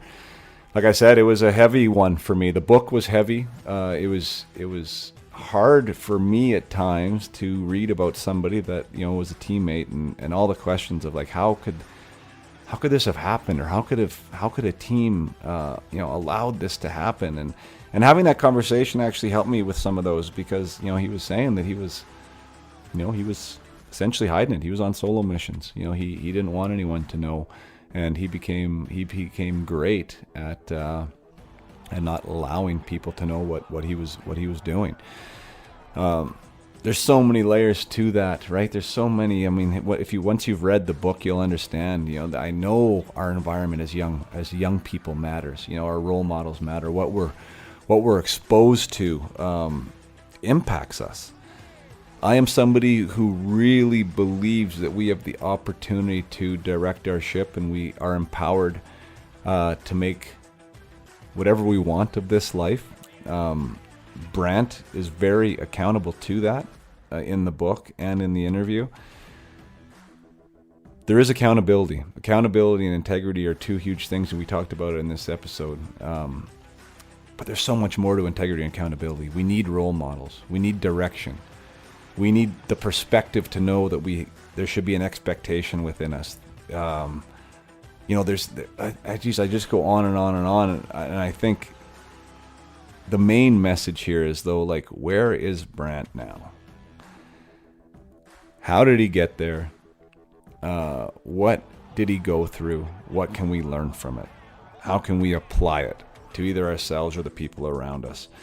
And I can't connect those dots for you, but I know there's dots that can be connected.